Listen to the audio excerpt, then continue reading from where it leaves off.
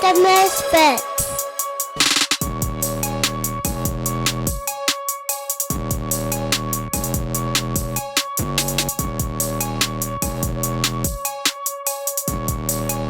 Hey everybody, welcome back. We are doing a special episode today. This is half Is It Pagan, half Ministry Misfits, and of course we can't do any of that without Joe Day coming back on in the midst of COVID. He is fighting through to bring you the content we all know you really want, which is to answer the question of if Thanksgiving is pagan or not. Like we said, today is also we are doing Is It Pagan? We're talking the word in the holiday Thanksgiving. It is also Giving Tuesday if you're listening to this on the day of release. If you are a Misfit, though, it is actually Giving Month. Reminder, you have till the end of November. If you join Patreon, you will not only be supporting Misfits, but the money that we get in from Patreon this month is all going to our friends over at Tikva to help with the work that they're doing with our inner city kids here in Canton.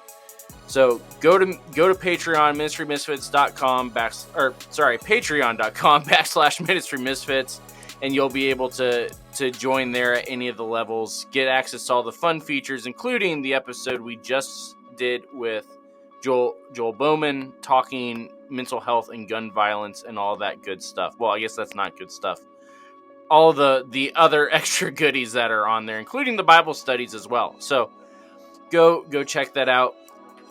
Like we said, though, today is not a normal day because we're kind of knocking 2 episodes from 2 shows out at once.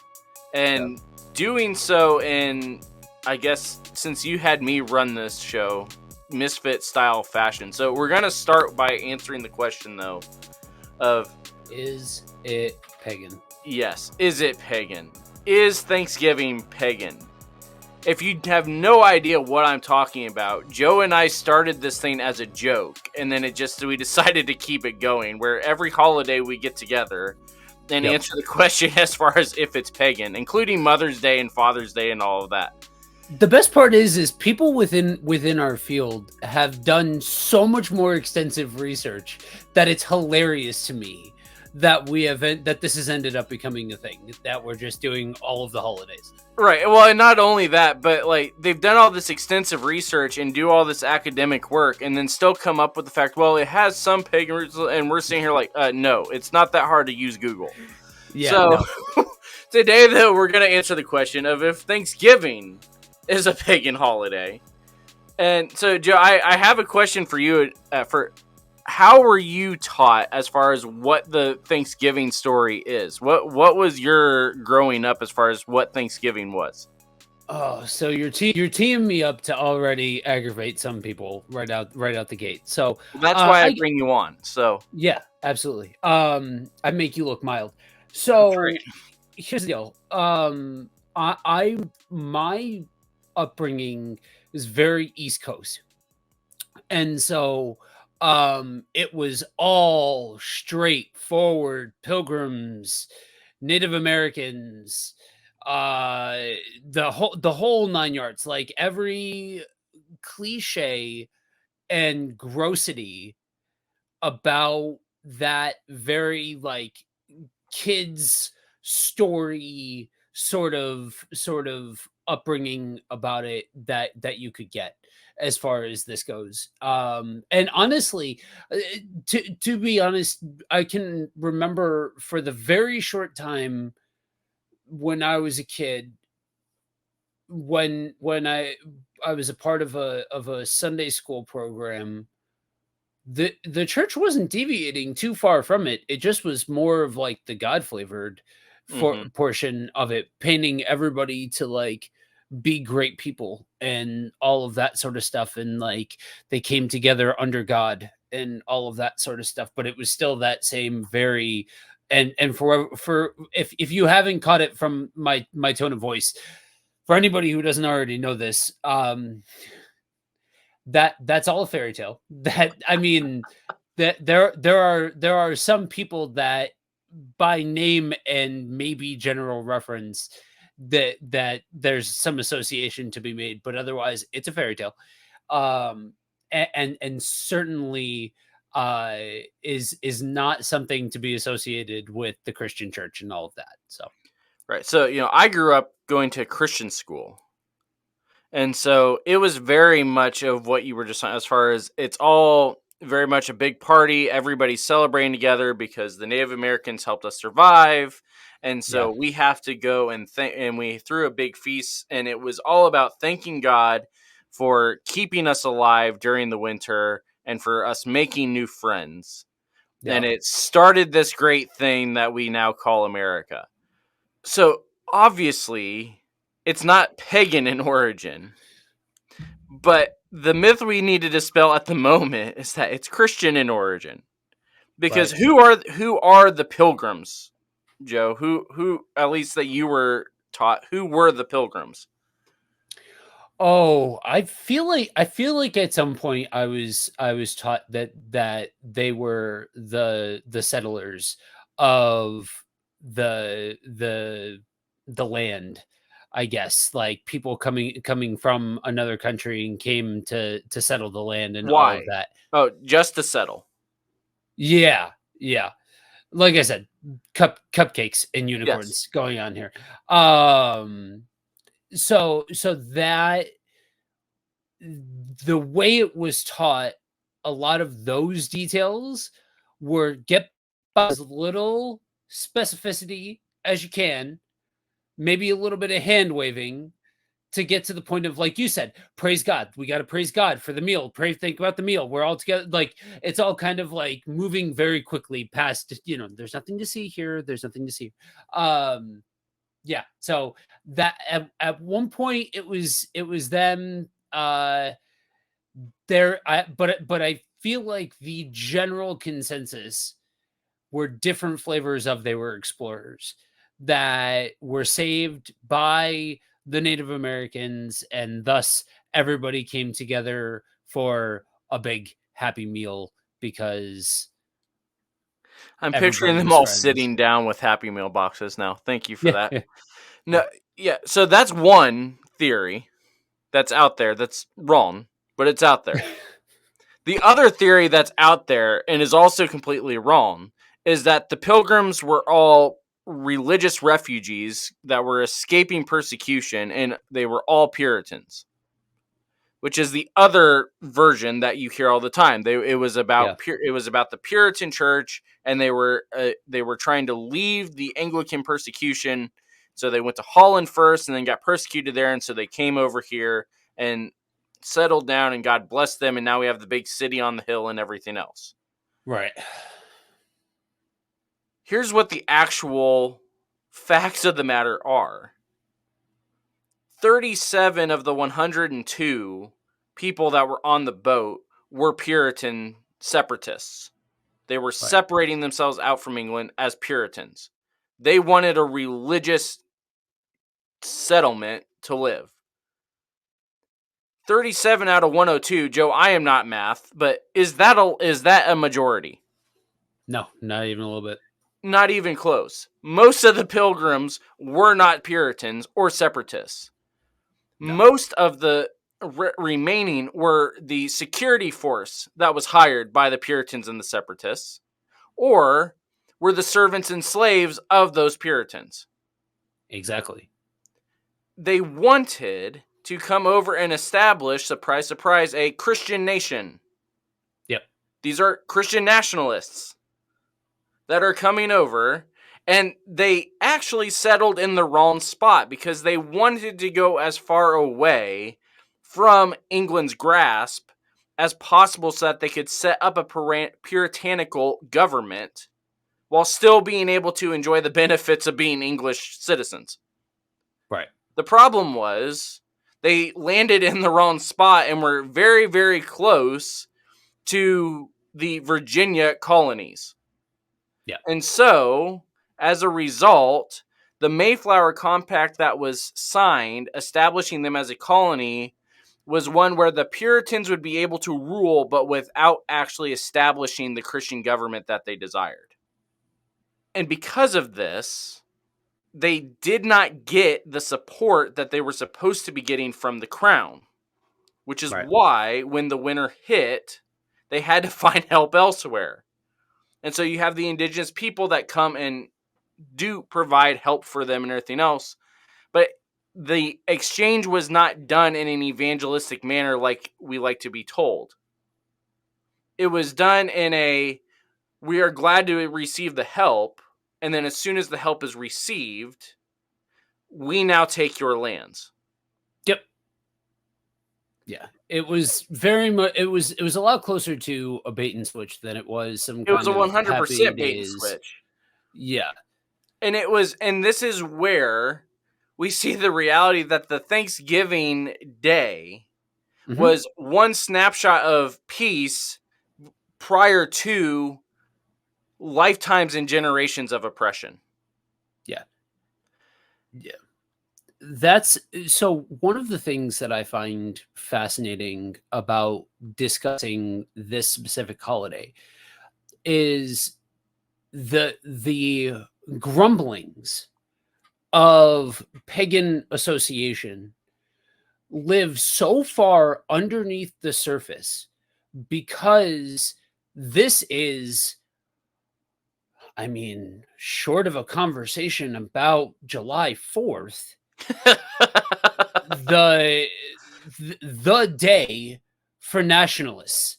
Yes. You know what I mean? And for because that and so much misinformation has been disseminated openly by Right. the public school system. Like I'm not some like I'm sitting here making jokes about it, but I'm a product of the public school system. So like it's not like this is something that only happens with folks that are super, you know, secluded from normal education or normal society or something like that. No, we're talking about the cupcake stuff that gets taught very freely still to kids with very little in the way of calling anybody out on fact checking. And so it's fascinating to me that there's a substantive portion of the people that won't even think to ask, is it pagan? Because that doesn't really even get talked about, even though there is a contingent of people who really do legitimately think that this day is pagan. Right. And then you have all of this conversation of like basic historical facts. Now, let me ask you a question real quick, Andrew. Do you have your master's? Not yet. Okay. I don't either. And so I say all of that to say that, yes, we are both academically trained. Yes, we are both learned people and all of that. Absolutely. Yo, the things that we're talking about here, you can, if you take 10 minutes and leave your biasness at the door and find actual historical information, you will know the actual story of how all of this came about without any of the biasness or any of the issues that come from the way that most of us were brought up to think that all of this happened. And this is where it gets in. And one place that's actually very interesting to look is if you actually search for the and I'm going to say it wrong, the Wampong Pack people. They have a website online that highlights their actual tribal history.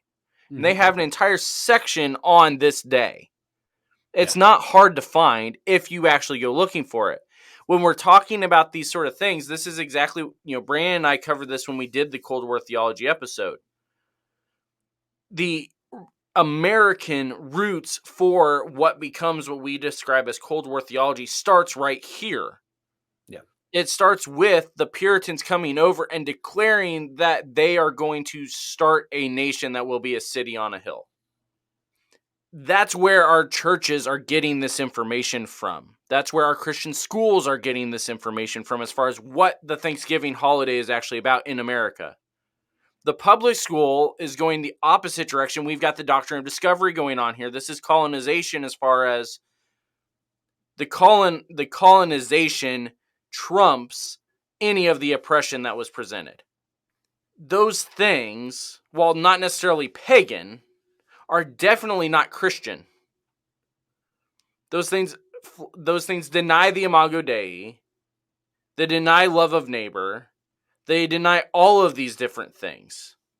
But yet we still try to promote Thanksgiving as one of the actual holy days within the American calendar. Right. What's interesting about it, though, is that Thanksgiving is not just an American holiday anymore. No. There are multiple Thanksgiving days throughout the world, and none of them have to do anything with the Pilgrims or the Native Americans or any kind of founding of the country. Instead, it's a celebration of community, and it's a celebration of coming together to be thankful for what we have and be thankful for those that we have with us. Right. And that is the other side of what we want to actually talk about today, is what Thanksgiving actually is in terms of what the Bible actually talks about it. Right. So, Joe, I'm going to see if you did any homework or not, or if you know these off the top of your head. The word Thanksgiving, do you know what it would be in Hebrew? No. I'm not even gonna try. You're not even gonna try. Come on, man. It's Tada. That's a fun way of saying it. It's probably more Toda, but it literally means to have Thanksgiving. It's used 32 times in the Old Testament, most of them coming out of the Psalms. We give thanks to the Lord, all these sort of things. In the Greek, this is the one that you should actually probably know, assuming that our good friend Ant taught you well. Any guesses as to what the Greek word for Thanksgiving is? I know it. It's not off. I don't know it off the top of my head. Eucharistia. Yeah. It's Eucharistia. Yeah. It's the same word we use to get the Eucharist from. For the Eucharist. Yeah. Because it's about thankfulness and a giving of thanks. And it's used 15 times. But it's about the body giving thanks. It's about the heart giving thanks for what was done. That's not how we ever talk about Thanksgiving when we ever hear people around this time of year preaching on being thankful. Why do you think we don't ever actually focus on the community aspect of even the word Thanksgiving in our churches as much as we should? Because you're talking from one person who's trained versus another person who's trained. So we already unfortunately, because you can find all of this stuff again on Google. So this is not for the elect or the special or anything else like that. However, we have gone through training that has brought us face to face with these definitions, with these words, with the all of that sort of stuff. So that's a part of it that when you're talking about the Christian perspective, most people will have no idea that there is an association between Thanksgiving and the Eucharist and what these words mean. And so if you don't have anything to counterbalance all of these other things that most people have been taught incorrectly, then suddenly those incorrect thoughts get to run rampant in the the mentality of how you handle holidays, concepts, thought processes, especially things in the West that have to do with nationalism. And so you couple that with the fact that if you do know anything about Thanksgiving, a lot of the time out of the pulpit, you're getting something that's very me-centric when talking about giving thanks or gratitude or different things like that, that it's still very self-centered in nature, because then you go on to this idea of loving with rejoicing with those who rejoice, weeping with those who weep, the whole community aspect of processing and all of that sort of stuff that doesn't necessarily find a constant home within the Western church. And that is that's the answer as to why it's not there. But the bigger question I'm asking is, why do we not actually teach it this way? And Because you that's have the to, go because ahead. when you drill into a problem, eventually you have to realize that this problem is way bigger than even for the people who study the problem realize that it is most of the time. That you keep peeling back layer and, oh hey, here's another group of people who thought this way, oh hey, here's another group of people who thought this way, and then eventually you get to the point of, this has been taught systemically so many times that this is just fact. There's not, this isn't a countercultural concept. This isn't something that brustles up against anything else. Anything that doesn't think like you is wrong, because you have the truth. So this is, you have now, you are kicking over beehives that are systemic in nature and very, very long in the tooth. Well, and part of what you just highlighted there, though, is part of the irony with it, especially with this topic specifically, is Mhm. that what you were describing there was this idea of the systemic nature of it, and if you don't agree with me, you're wrong, and you just need to Yeah. bow down to the truth and everything else. Right. But part of the central focus of the word of Thanksgiving is an aspect of community. Right. And it's a Well, it, community that is surrounded, is focused in on a shared experience yeah. of which we are supposed to be giving thanks. Yeah. But instead, we want to highlight our differences rather than share the experience of the fact that we all have come to recognize that Christ has died for us. Yeah. And unfortunately, I'm going to say this a little glibly, maybe even a little tongue in cheek. Unfortunately, not all of us were ordained by a guy whose central focus is community and Right. making disciples who can make disciples. And I say that tongue in cheek because the guy who ordained me is probably going to be listening to this, and he knows, and I know, and we all know the fact that I did know that word, but I blame it You're on just brain trying to fog. backtrack now to make sure he doesn't take away the certificate he just gave you last week. Listen. But no. Jokes aside, and ribs aside, this is something that hits on part of the reason why I get blamed for being a Catholic all the time. Mm-hmm. Um, Mm-hmm. and the reality is that if the fundamental misunderstanding starts at the Eucharist is nothing more than a little cup with juice and a wafer. And if you're real saucy, if you're real saucy, you might have a spot that allows for wine.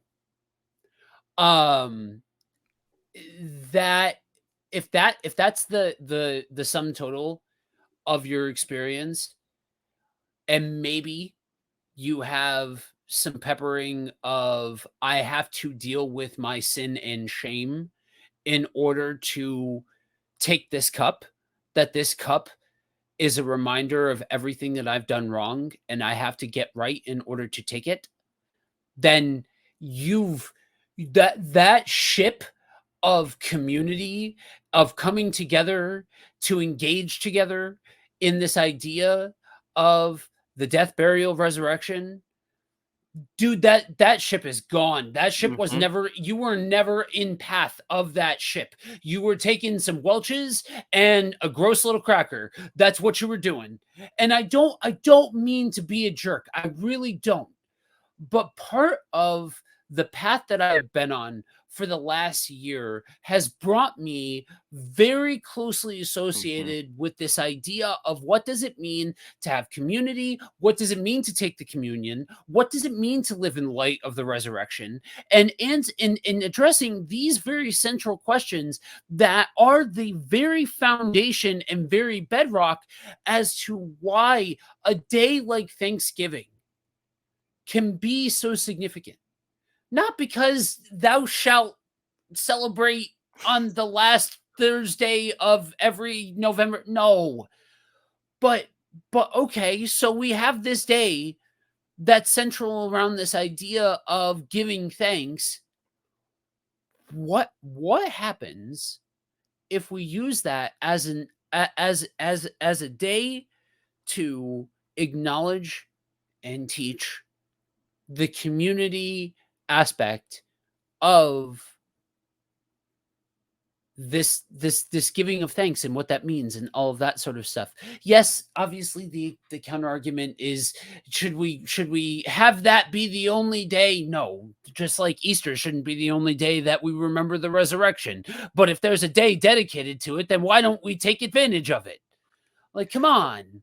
And the word that you are kind of dancing around but not actually using is that Thanksgiving, Eucharist, both in the term of Eucharist as the Lord's Supper and Eucharist as the act of thanksgiving, both of these things ultimately come down to the fact that it is a form of worship.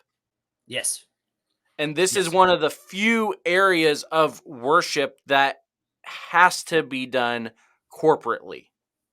It's about the community. The whole point of the meal in 1 Corinthians 15 was not just for the bread and the wine.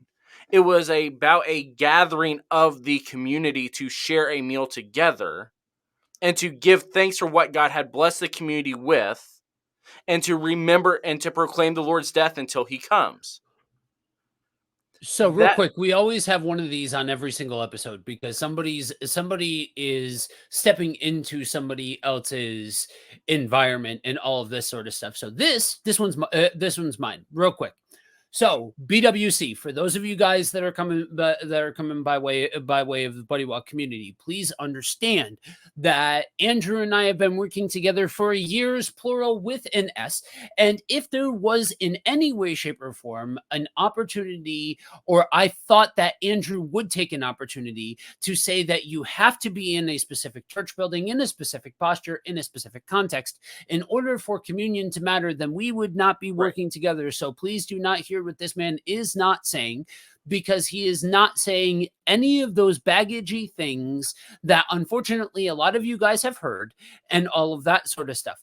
I just want to clarify the fact that whether you are by yourself in situations that call for that, or you are among a body of believers from a distance, and you still engage in this act of worship, the geographic location is not what he is commenting on.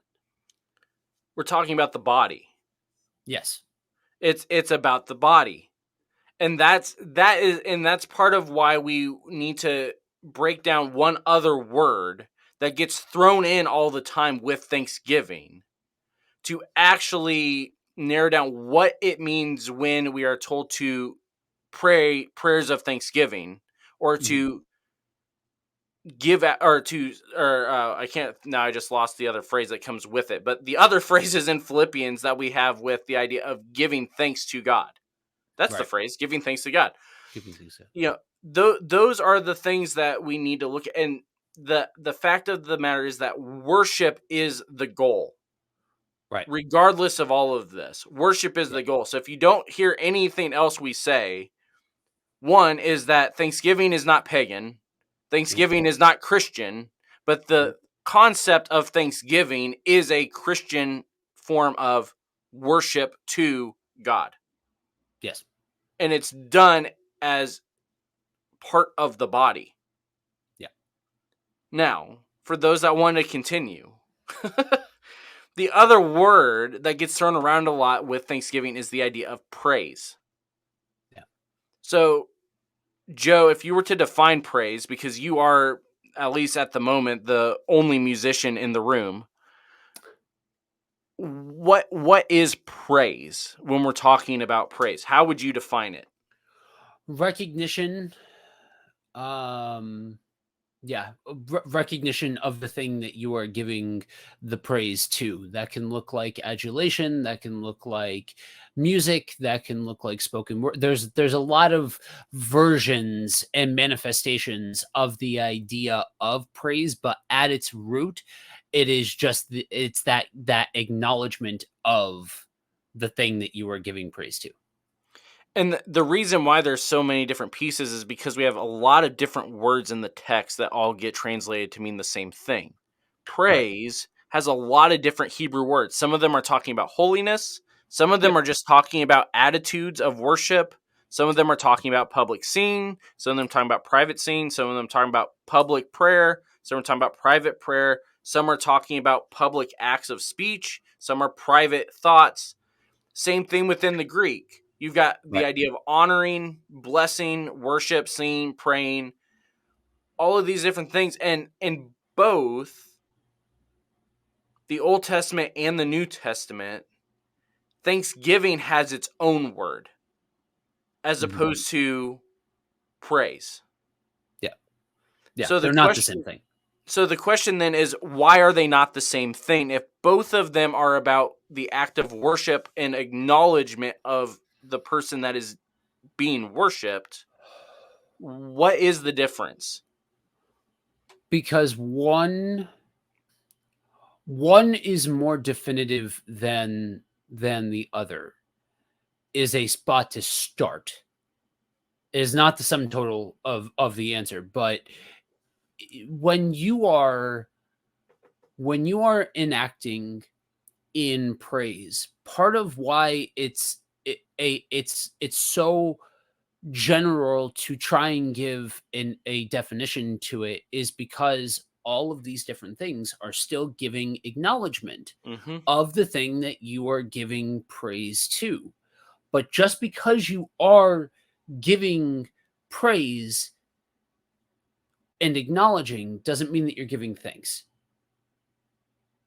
Those they should be coming out of the same place. They should be part of the same thing. They should be very, very similar and resemble each other greatly, but they're not exactly the same because they're not doing exactly the same thing.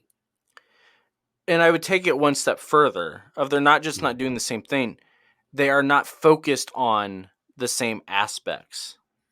Right. Yeah. That's absolutely part of it. Because the biggest difference, and Brandon and I kind of talked about this back when we did the episode on the types of prayer.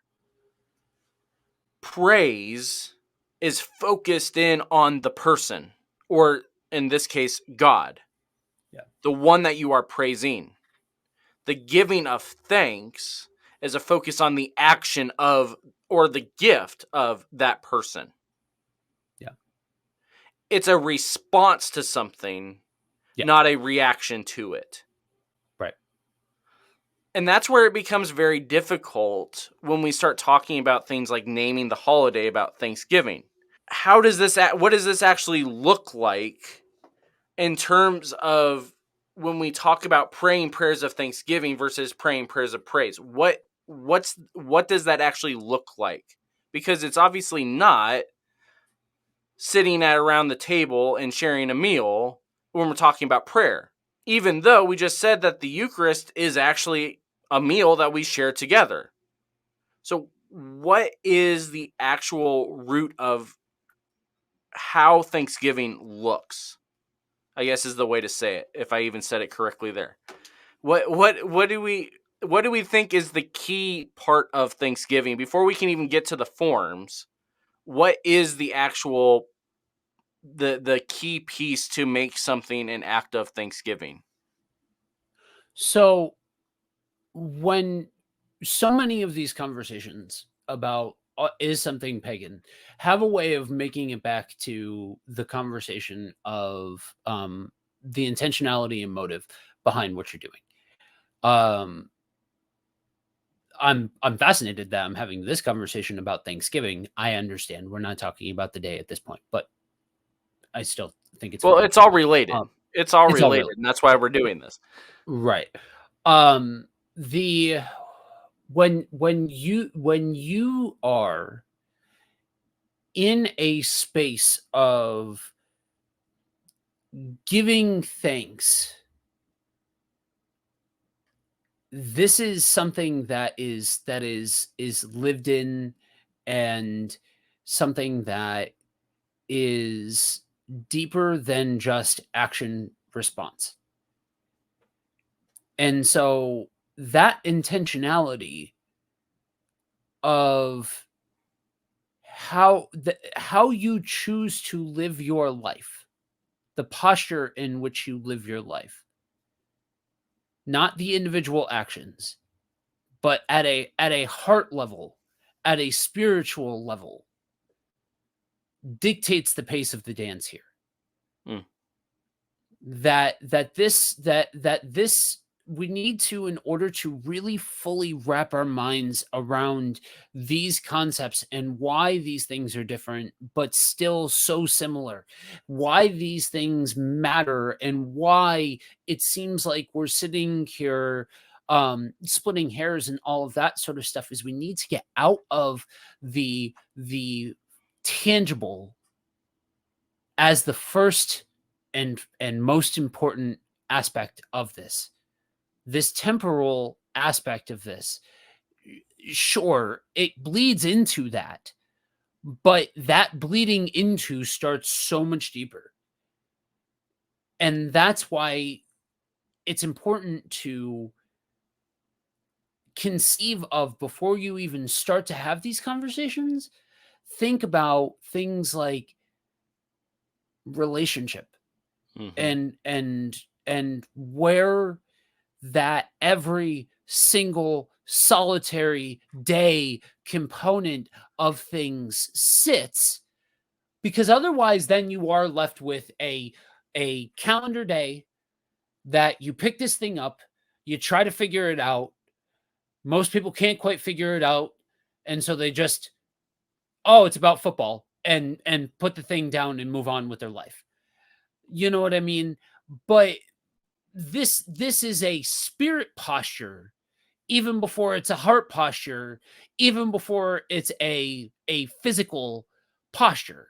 Mm-hmm. So this is something that you are taking with you and walking with, and this is constant, and this is again lived in and part of the root fundamentals of the Christian identity.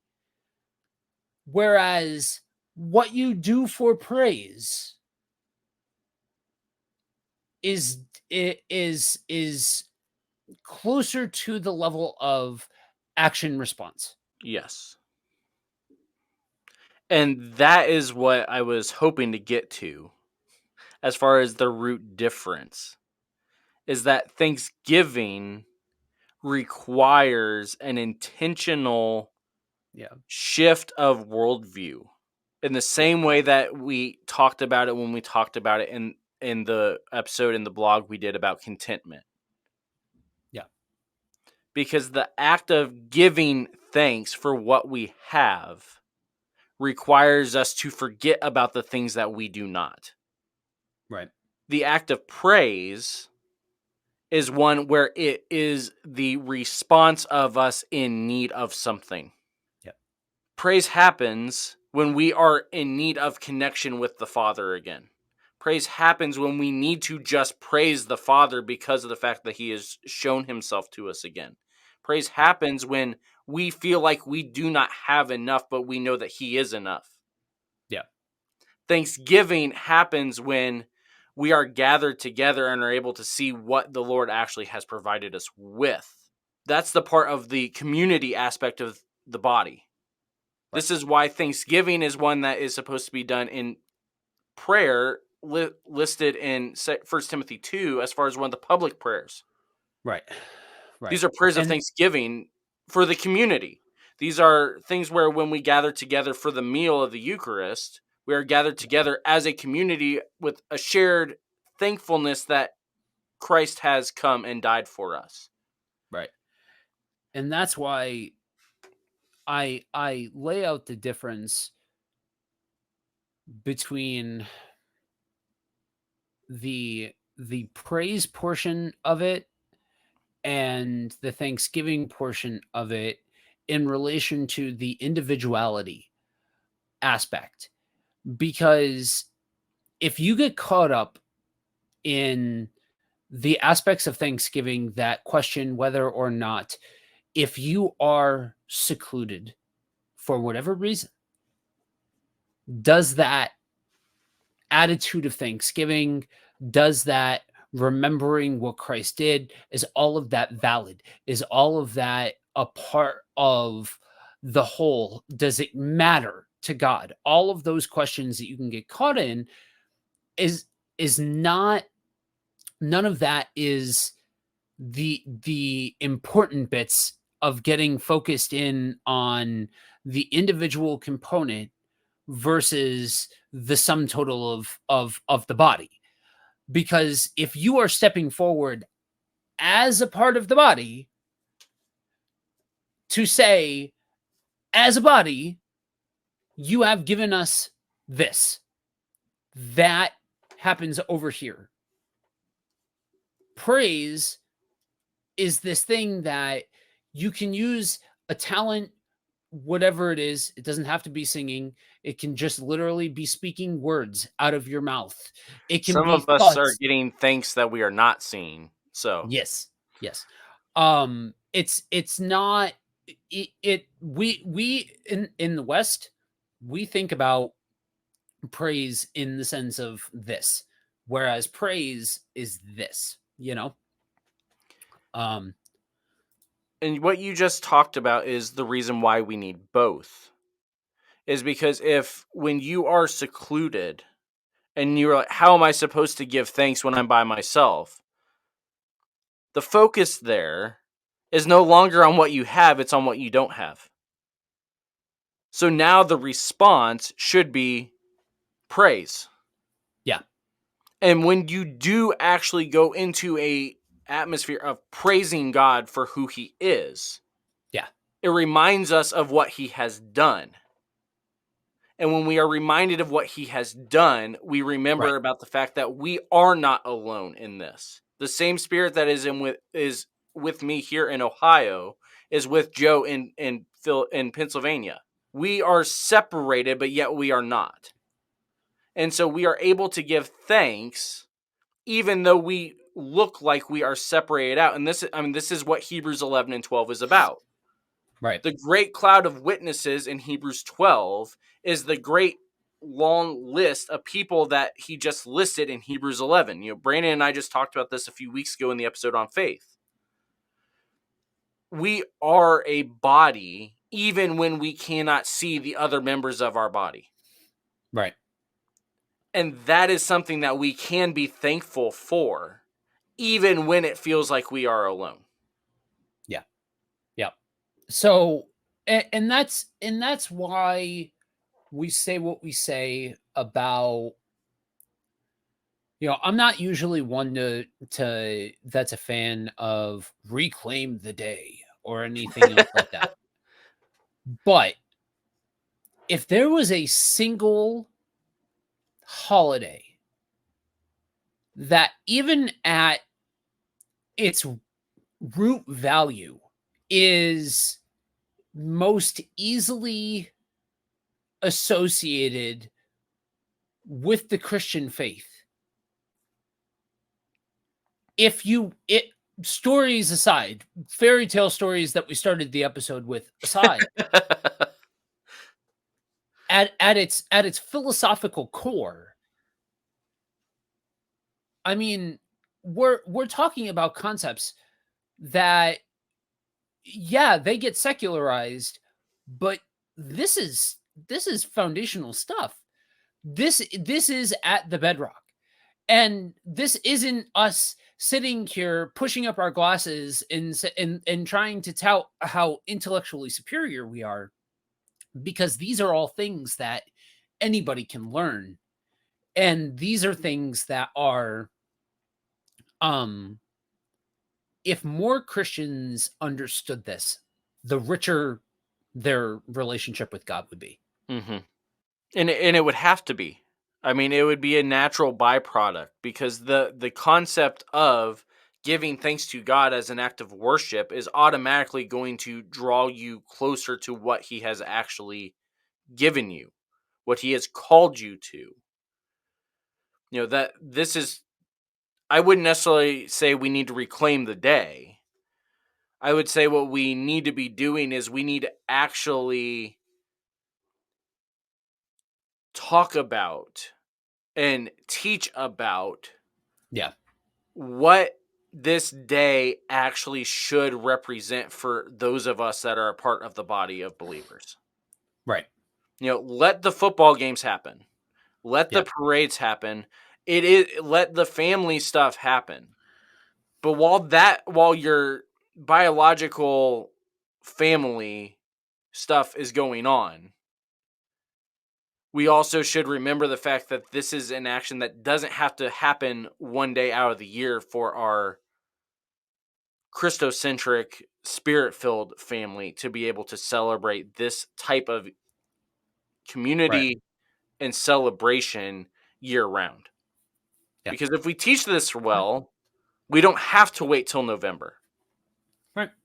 Because this is Yeah. going to be a natural part of the worship service. That's what Paul was actually advocating for in First Timothy and in First Corinthians. Was that if, and in Philippians, if we actually were to go into our worship services with a heart that was giving thanks to God, then our praise would be that much sweeter. Right. And the rejuvenating effects of the body and the community and everything else that comes about from corporate worship would be much more effective and felt, because we would all be celebrating together. And we would be focused on the things that bind us together rather than the things that keep on separating us. So this is a shorter Misfits episode. It's actually a shorter Is It Pagan episode too, because normally by now Yeah. we're just introducing the topic. But Yeah. That's true.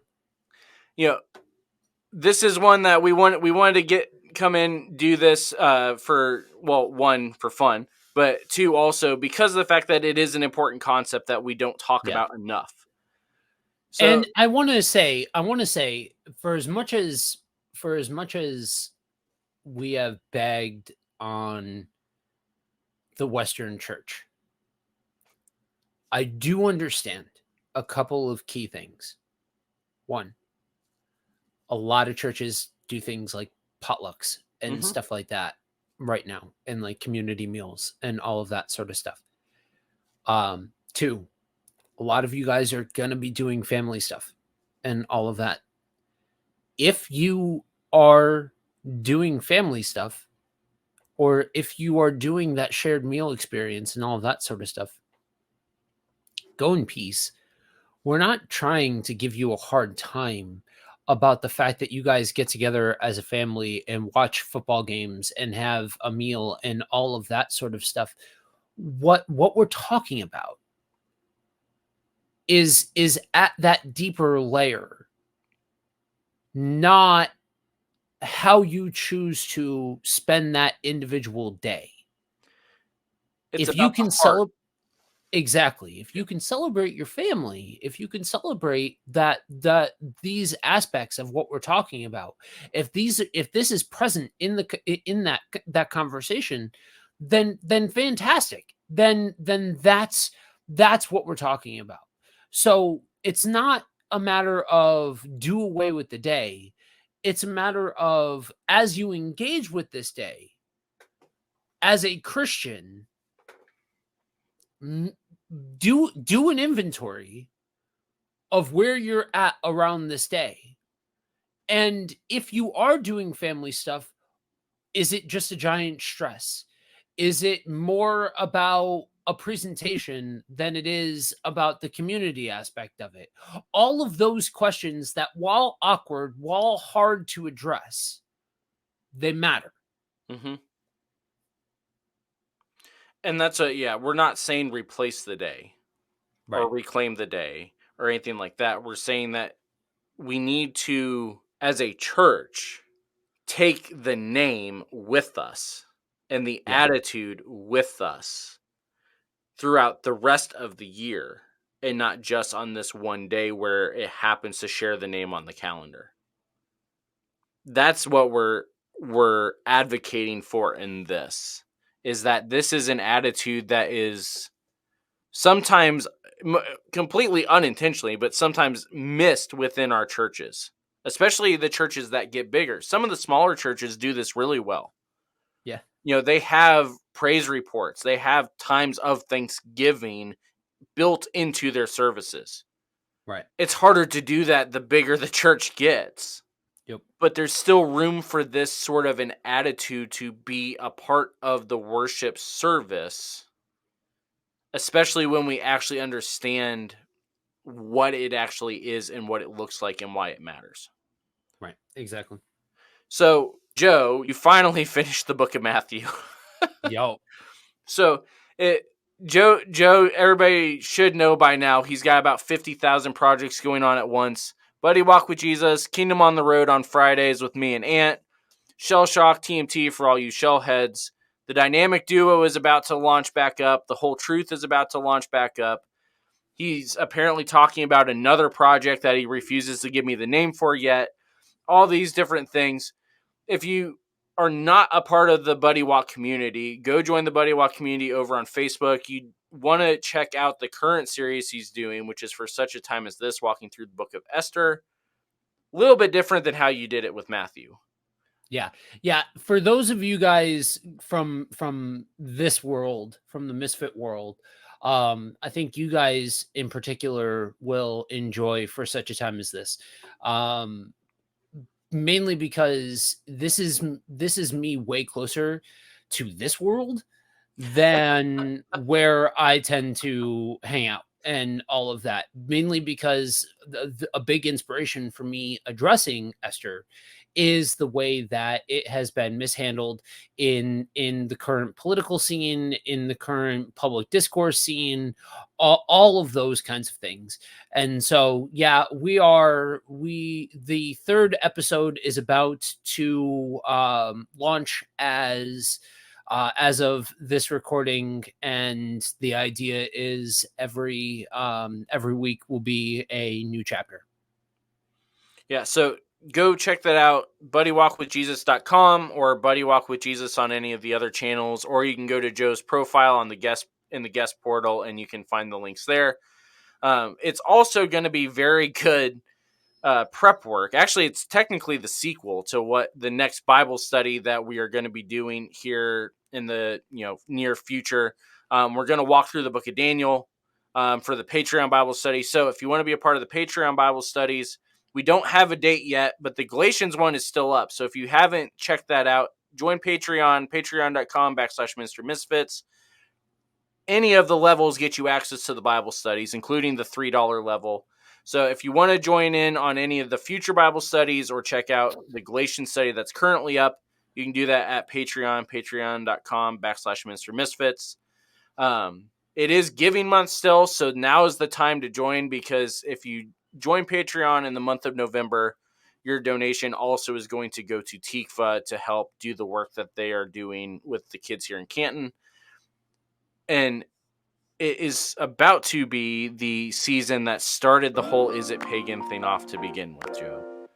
Yep. We are almost to Christmas. And that means it is time for the 12 Days of Misfits. It is almost here. So if you don't know what we're talking about, this is the other show that Misfits does, even though most of you think it's the same one. We are going to be testing Brandon's Christmas knowledge, his Bible knowledge, in ways that is really fun for me and gives him a headache.